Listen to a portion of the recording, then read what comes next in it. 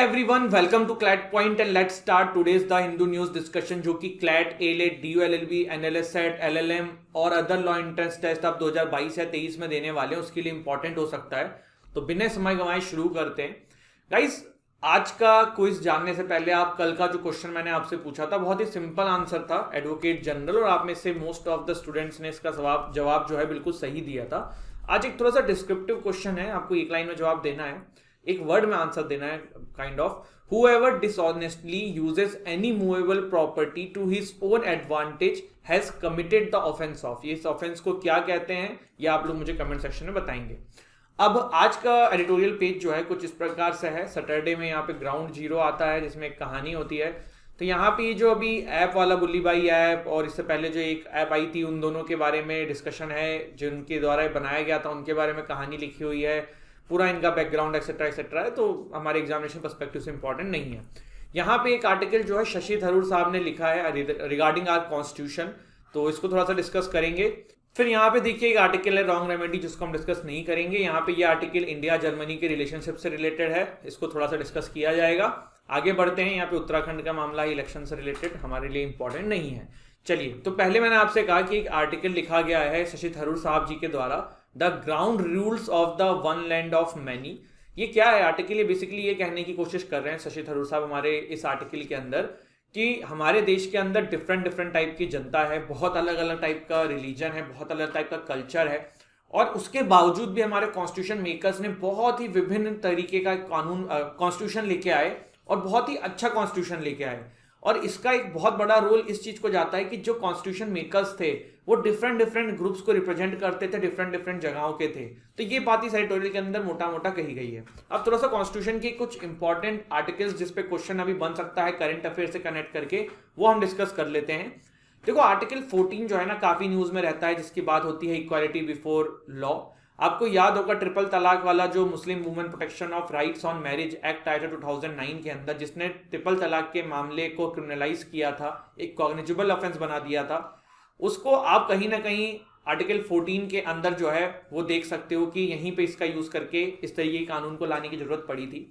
इसके अलावा आर्टिकल 14 के अंदर आप सबरीमाला टेम्पल वाला केस देख सकते हो, जहां पे महिलाओं को एंट्री नहीं दी जाती थी। फिर देखिए आर्टिकल 15 है हमारे कॉन्स्टिट्यूशन के अंदर, जो बात करता है prohibition of discrimination on the grounds of religion, race, caste, sex, place of birth. Article 16 जो है वो बात करता है equality of opportunity in matters of public employment. इसका अभी रिसेंटली 103rd अमेंडमेंट जो हुआ था, आपने सुना था 10% reservation of economic weaker section वाला, तो उसको आप आर्टिकल 16 में देख सकते हो। उस तरीके क्वेश्चन आ जाते हैं एग्जाम में कि भैया ये अमेंडमेंट हुआ था या फिर ये जो मामला था ये कॉन्स्टिट्यूशन ने किस आर्टिकल से कनेक्ट कर सकते हो। तो अपना दिमाग आप इसीलिए खोल के रखिएगा फंडामेंटल राइट्स के मामले में स्पेशली। फिर आर्टिकल 19 बात करता है स्पीच एंड एक्सप्रेशन की, assembly, association, movement, residence and profession. अभी इससे भी आप जोड़ सकते हो right to internet as a fundamental right, Kerala high court, फिर सुप्रीम कोर्ट ने भी अपने वर्डिक्ट में कही दी थी ये बात, तो इसको भी आप आर्टिकल 19 से जोड़ सकते हो। आर्टिकल 20 बात करता है protection in respect of conviction for offence. तो देखिए ये जो रूल 49MA था, rule 49MA of conduct of election rules में चेंज किया गया था, जिसमें यह कहा गया था कि एक वोटर जो है अगर वो फॉल्स कंप्लेंट करेगा इलेक्ट्रोल बूथ से कि भैया गलत वोटिंग हो रही है या ये कुछ ऐसा हो रहा है, तो वो पनिशेबल है। बट यहीं पे आर्टिकल 20 सब क्लॉज 3 ये कहता है कॉन्स्टिट्यूशन विच से that no person accused of an offence shall be compelled to witness against himself. लेकिन यहाँ पे ये जो चेंज किया गया था वो इसी के मद्देनजर किया गया था। और आप ये बात ध्यान रखिएगा, rule 49MA of conduct of election rules क्या कहता है, ध्यान से सुनिएगा। इसमें बेसिकली ये कहा जा रहा है कि कोई भी वोटर जो है अगर वो गलत कंप्लेन करता है कि फलाना जगह पे चीटिंग हो रही है इलेक्टोरल बूथ में, कैंपिंग मतलब वोट देते समय, या ईवी यहाँ पे जो ईवीएम है वो खराब है, तो इस तरीके की चीजें अगर कोई फर्जी न्यूज फैलाता है तो फिर वो पनिशेबल है। ये चीज यहाँ पे लाई गई थी। फिर आर्टिकल 32 जो है वो कहता है राइट टू कॉन्स्टिट्यूशनल रेमेडीज, ठीक है। इसके बाद देखिए अगला आर्टिकल जो है वो बात करता है setting sail for a powerful India Germany partnership. अब ये आर्टिकल देखो लिखा गया है वॉल्टर जे लिंडर साहब ने, ये फॉरेन रिप्रेजेंटेटिव हैं जर्मनी के इंडिया के अंदर। तो इन्होंने तो अपने पॉइंट्स में बातें लिखी हैं कि भैया भारत और जर्मनी को जो है एक साथ खड़ा रहना चाहिए, टुगेदर इनको काम करना चाहिए, एक्सेट्रा एक्सेट्रा। पर जर्मनी इंडिया का ना रिलेशन आज का नहीं है, काफी पुराना है, और उसको हम थोड़ा सा डिटेल में देख लेते हैं कि क्या जर्मनी इंडिया का बैकग्राउंड रहा है और किस तरीके से चीजें चलती हैं। तो ये देखिए आपका ये इंडिया था, इधर ये जर्मनी है, ये इंडिया है हमारा, ये जर्मनी है। तो यहाँ से एक दूसरे कंट्रीज के रिलेशन की बात हो रही है। तो भैया अगर इंडिया की बात करें तो India was the first country जिसने स्टेट ऑफ वॉर जर्मनी के साथ खत्म किया था 1951 में, और डिप्लोमेटिक रिकॉग्निशन 1951 में हमने इनको दे दी थी। इसके अलावा फिर 1951 में इन्होंने अपना कॉन्सुलेट्स खोला था, और 1952 में इन्होंने अपनी एम्बेसी भारत में खोल दी थी दिल्ली के अंदर। स्ट्रेटेजिक पार्टनरशिप हमारी 2000-2001 से काफी अच्छे से मेंटेन हो रही है। 2000 के अंदर दोनों कंट्रीज के बीच में एक एग्रीमेंट भी हुआ था जिसका इन्होंने नाम रखा था agenda for the Indo German partnership in 21st century, जिसमें इन्होंने कुछ ऐसी बातें कही थी कि हर साल हम मिलेंगे, हमारे लीडर्स मिलेंगे, एक्सेट्रा एक्सेट्रा। अब दोनों ही कंट्रीज के बीच में कुछ चैलेंजेस भी हैं जिसको दोनों कंट्रीज को टैकल करना है। सबसे पहली इकोनॉमिक लिबरलाइजेशन। जर्मनी को आप ऐसे कनेक्ट नहीं कर रहे होगे, पर अब आप करोगे। जर्मनी की कंपनीज हैं ऑडी, बीएमडब्ल्यू, वोक्सवैगन, जितनी भी बड़ी बड़ी आप कार की कंपनीज देखते हो दे आर जर्मन मेड। तो यहाँ पे ये जर्मनी जो है भारत के लिए आप समझ सकते हो किस लिए इतना इंपॉर्टेंट है। लेकिन जर्मनी के लोग जो हैं वो वहाँ के जो बिजनेसमैन है भारत से एक ही चीज में प्रॉब्लम फील करते हैं, वो है इकोनॉमिक लिबरलाइजेशन। हमारे यहाँ पे देखिए जो व्यापार करने के लिए नियम कानून है बहुत टफ है, टैक्स बहुत ज्यादा लिया जाता है, तो इस तरह ये चीज करी गई है। देखो जब कश्मीर में सिचुएशन खराब हुई थी भारत के अंदर, जब कश्मीर के अंदर लॉकडाउन टाइप का लगा दिया गया था गवर्नमेंट के द्वारा, जिससे कि जो चेंज किया गया था 370 के अंदर उसका इम्पैक्ट ना पड़े, तो वहां पे जर्मनी से आवाज उठी थी। उस समय जो वहां की चांसलर थी एंजेला मार्केल साहब, उन्होंने थोड़ा सा भारत के अगेंस्ट में कुछ स्टेटमेंट दे दी थी। तो एक ये इशू है जहाँ पे पॉलिटिकल व्यूज मैच नहीं खा रहे हैं। और ट्रेड रेगुलेशन में प्रॉब्लम से, जैसे मैंने आपको बताया कि हमारे यहाँ के जो कानून है टेक्निकल जाता है, जिससे जर्मनी के जो बिजनेसमैन है वहाँ की Amar Jawan Jyoti now merge with war memorial flame, government ने ऐसा कहा है। देखो हुआ क्या है, 1971 का जो बांग्लादेश वॉर था जिससे भारत ने जीत के हमारे गवर्नमेंट ने, इंदिरा गांधी जी ने उस समय इसको इनॉग्रेट किया था 1971 लिबरेशन वॉर ऑफ बांग्लादेश, जब भारत जीत गया था। तो उसके बाद अभी यहाँ पे भारत ने क्या किया है, हमारी गवर्नमेंट ने यहाँ पे अनाउंस किया है कि ये रिमूव करके मर्ज कर दी गई है वॉर मेमोरियल फ्लेम के साथ, जिसको काफी सारे लोग क्रिटिसाइज कर रहे हैं, कांग्रेस इसके अगेंस्ट में आवाज उठा रही है। तो यही चीज यहाँ पे न्यूज में थी। देखो 1971 का वॉर बांग्लादेश क्या है, अगर जिनको पता है बहुत अच्छी बात है, जिनको नहीं पता है, पहले बांग्लादेश ना पाकिस्तान होता था, इसको ईस्ट पाकिस्तान बोलते थे, ठीक है। तो भैया ईस्ट पाकिस्तान के अंदर पाकिस्तान, ये भारत था, इधर पाकिस्तान है, इधर ये बांग्लादेश था, जिसको उस समय ईस्ट पाकिस्तान कहते थे। तो भारत के लिए एक तो पहली भी चीज अच्छी नहीं थी कि इधर से पाकिस्तान दोनों तरफ से हम तंग हो रहे हैं। दूसरा ये जो पाकिस्तान था ना, वो यहाँ के लोगों को पसंद नहीं करता था, जो लोकल बांग्लादेश के थे, जो कि वहां पे हिंदू भी काफी सारे थे, और जो वहां पे मुस्लिम्स भी थे, उनको भी यहाँ के बांग्लादेश के लोग पसंद नहीं करते थे, पाकिस्तान के लोग पसंद नहीं करते थे। तो यहाँ पे काफी ज्यादा ह्यूमन राइट वायलेशन होता था। 1971 तक वहां पे काफी लहर उठी, भारत ने अपनी आर्मी को भेज के यहाँ पे ये युद्ध लड़ा, और पाकिस्तान की आर्मी को घुटने टेकने पड़े, जिसके चलते हुए आपने जो है ये लिबरेशन वॉर एंड कहानी आप सुनते हो। आपको एक मूवी है गाजी अटैक जरूर देखनी चाहिए इससे रिलेटेड, कहीं ना कहीं वो कहानी सच है, जिसमें थोड़ा सा मूवी में थोड़ा सा एग्जैगरेट कर देते हैं, बट कहीं ना कहीं वो कहानी सच है। तो अमेजॉन प्राइम पे मूवी है, खाली समय में जरूर देखिएगा गाजी अटैक। नेशनल वॉर मेमोरियल क्या है, तो प्राइम मिनिस्टर साहब ने इनॉग्रेट किया है national war memorial in new Delhi, और the memorial is located at the India Gate complex in new Delhi. इसमें the layout of the structure compromises 4 concentric circles. क्या है वो सर्कल्स, एक है अमर चक्र जो बात करता है सर्कल ऑफ इमॉर्टेलिटी की, वीरता चक्र जो बात करता है सर्कल ऑफ ब्रेवरी की, त्याग चक्र जो बात करता है सर्कल ऑफ सैक्रिफाइस की, और एक है रक्षा चक्र जो बात करता है सर्कल ऑफ प्रोटेक्शन की। तो ये हमने इसके बारे में जाना।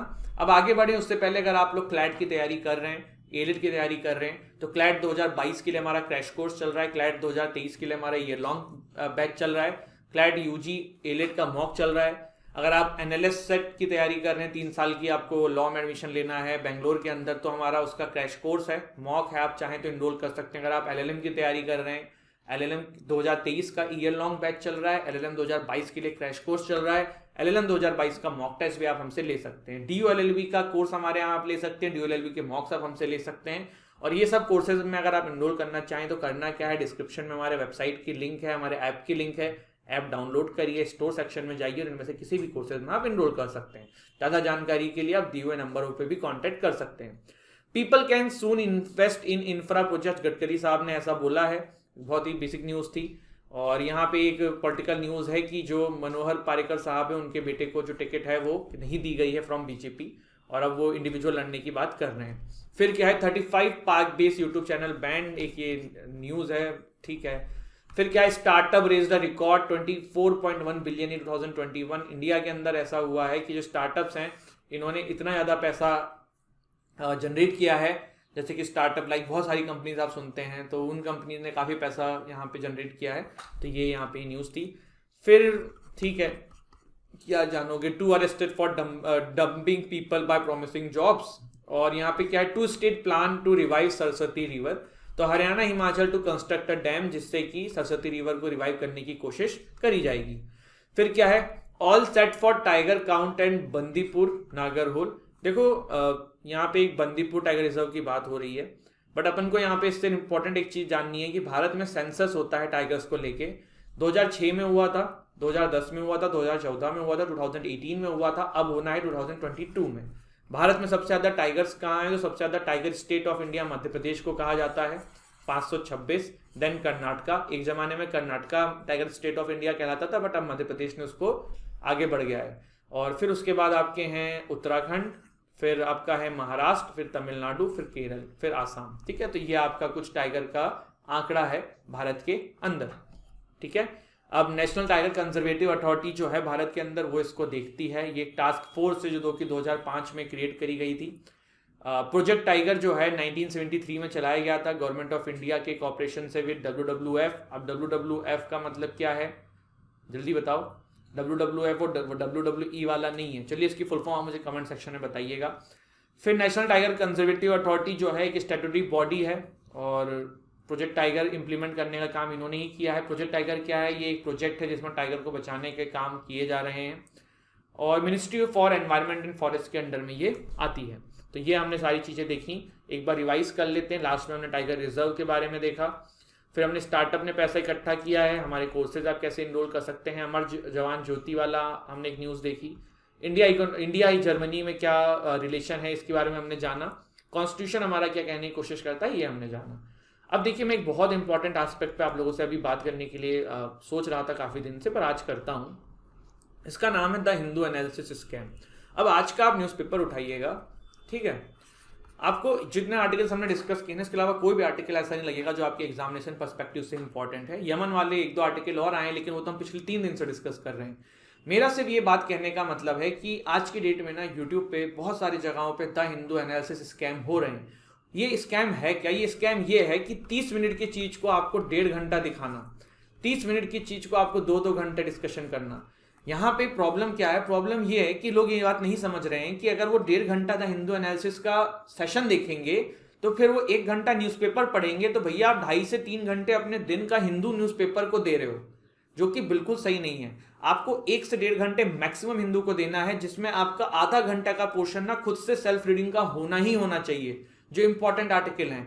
उसके बाद 30-40 मिनट का आप एनालिसिस देखो। एनालिसिस का मतलब क्या है, एनालिसिस का मतलब बेसिकली ये कि आपको चीजें समराइज करके देना, बट एक्चुअली में ऐसा नहीं हो रहा है। हो क्या रहा है, लोग ना 1.5 घंटे की सेशन ले रहे हैं, 2-2 घंटे की ले रहे हैं। किसी चैनल का मैं नाम नहीं लूंगा, आप लॉ एंट्रेंस टेस्ट के हिंदू एनालिसिस देख लो या आप किसी और के देख लो, कहीं कहीं पे बहुत अच्छे एनालिसिस हो रहे हैं, बट कहीं कहीं पे प्रॉब्लम देखने को मिल रही है। अब इसमें हो क्यों रहा है, ऐसा क्यों होता है, 2 कारण से होता है। पहला तो देखो लाइव चैट, जो लोग लाइव करते हैं ना, उसमें क्या होता है कि वो बच्चों से बीच में बात भी करते हैं, तो इसीलिए सेशन बहुत लंबा हो जाता है। दूसरा प्रॉब्लम यहाँ पे ये आता है कि बहुत ज्यादा अपनी नॉलेज को दिखाना। अब इसका मैं एक एग्जांपल देता हूँ, जैसे अभी टाइगर रिजर्व की बात हो रही है, कुछ बुद्धिजीवी ना यहीं पे फिर अभी लॉयन रिजर्व, लायन के बारे में बताने लग जाएंगे, IUCN रेड लिस्ट जानवर के बारे में बता देंगे, फिर 10 जानवर की लिस्ट और खोल देंगे, उनके बारे में बताने लग जाएंगे। अरे भैया, जब वो न्यूज में आएगा डिस्कस कर लेना ना, आज नहीं तो कल आएगा ही, अगर कुछ इंपॉर्टेंट होगा तो आप यहाँ पे अपनी नॉलेज ना बिखारिए। क्यों? क्योंकि बच्चा जो है ना वो कंफ्यूज हो रहा है, उसको आज का न्यूज़पेपर पहले पढ़ लेने दो, फिर उसके बाद बहुत सारी चीजें पढ़ाओ। आपको एक चीज पता है ना, quality matters not the quantity, बस एक सिंपल सी बात है। मेरा सिर्फ इतना कहना है कि आप लोग खुद इस चीज पे सतर्क रहिए, और जहां भी आप न्यूज चैनल फॉलो करते हैं, एनालिसिस फॉलो करते हैं, पहले तो किसी एक एनालिसिस से स्टिक करिए बस, और उसको फिर अच्छे से करिए। और ये चीज जरूर देखिए कि जो मैं पॉइंट्स बोल रहा हूँ, इन चीजों का ध्यान रखा जा रहा है वहां नहीं रखा जा रहा है। अब आप में से बहुत सारे लोग कहेंगे कि सर टीचर तो अच्छा करना चाहते हैं, तो फिर वो अगर ज्यादा पढ़ा रहे हैं तो गलत क्या है उसमें, वो क्यों ऐसा कर रहे हैं अगर उतना ही गलत है तो देखो इसका एक कारण जो है ना, बहुत जगहों पे टीचर्स की सैलरी, इवन 70 से 80% जगहों पे जो टीचर्स का पैसा बनता है वो उनके आर वाइज टीचिंग का बनता है। मंथली जो आवर्स उन्हें कंप्लीट करने होते हैं। ये एक हार्श ट्रुथ है और मैं यहाँ पे किसी का भी नाम नहीं ले रहा हूँ, बहुत अच्छे अच्छे लोग कोशिश कर रहे हैं, पर मजबूरी भी है, पैसा कमाना है। बट ये आर वाइज के चक्कर में ना इसको थोड़ा एक्सटेंड कर दिया जाता है कि उनके महीने का जो टारगेट है वो कंप्लीट हो जाए। तो ये भी एक बहुत बड़ा मसला है जिससे आपको बच के रहना है। तो दिस इज इट, आज हमने ये बातें करी। मेरा आज से आपका एक क्विज भी था जिसका आपको जवाब देना है। क्विज मैंने आपसे पूछा था, बहुत ही अच्छा क्वेश्चन है। डिसऑनेस्टली अगर कोई मूवेबल प्रॉपर्टी को एडवांटेज के लिए अपने इधर से उधर मूव कर देता है, यूज कर देता है, तो कौन सा ऑफेंस यहाँ पे वो करता है, ठीक है। तो लेट्स सी आप लोग क्या जवाब देते हैं। कल का जवाब एडवोकेट जनरल था एंड कल संडे है तो कल न्यूज़पेपर डिस्कशन नहीं होगा। Thank you so much guys, जय हिंद, जय भारत, हंसते रहो, मुस्कुराते रहो, वीडियो को लाइक करो, चैनल को सब्सक्राइब करो, चैनल को शेयर करो। Thank you so much.